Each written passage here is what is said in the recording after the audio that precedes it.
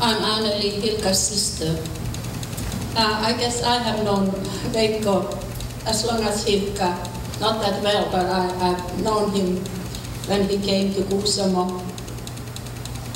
I was only 12 years old when I had to leave home and, because I had to go to different school, to high school. And so I hung with Hilka, around Hilka. He was like a mom somehow to me.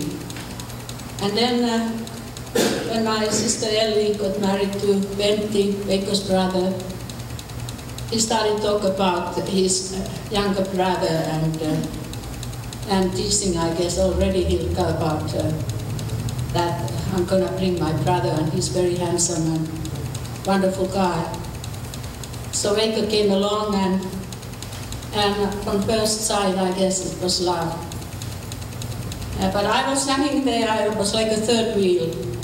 I was always there in there when Hilka and Veikko were together. But Veikko never told me to go away, or I was always welcome. When they got married, I was still there. I remember that was the day when I was confirmed, I was confirmed in a church, and Hilka and Veikko had come to Rovaniemi. And nobody knew that they were going to get married, and when they came back, wow, they were married. But I hung around with them there.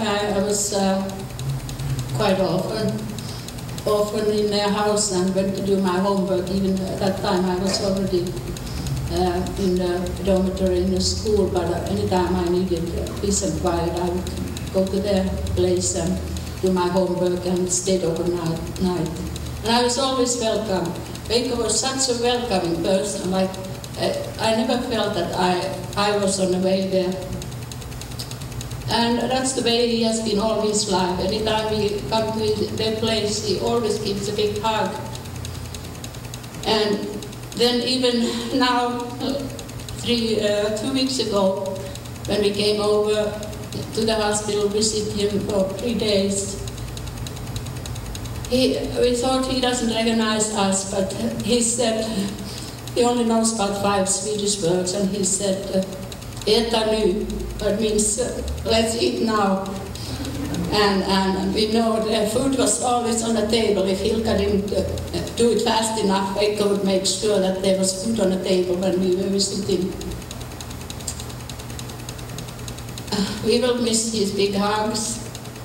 He was always hugging and always there for even teaching my husband Jan how to fix things. He was a fixer, and Jan and him spent lots of time together also with fishing and hunting. And they had always fun together and fishing stories. And we were camping together quite a bit, first in Ontario and then here in BC. And we had so much fun together. The kids grew up together. I'm sure I can tell that especially Christina, who's older, have so many memories about those times when our families got together and Veikko was there throwing the ball or kicking the ball or doing whatever.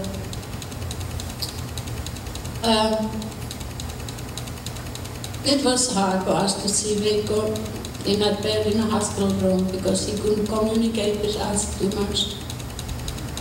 But when we came there the first day, he was holding our hands. He didn't let us go. He knew who we were. It was the heart what he always had for us. And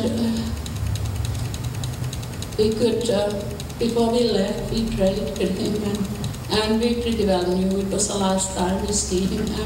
And it was almost like, Lord, take him home, you know.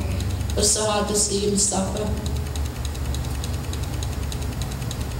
Yesterday when we came here to see Veikko in his casket, I said, well, I'd rather remember him like he was in that picture. And the word came from the Psalms to me, in his presence is fullness of joy. He is in a joyful place now, there's no pain. There is no suffering there. And we are so glad that we can see him one day there and have us sup together with him. I just love him. He was such a wonderful brother-in-law.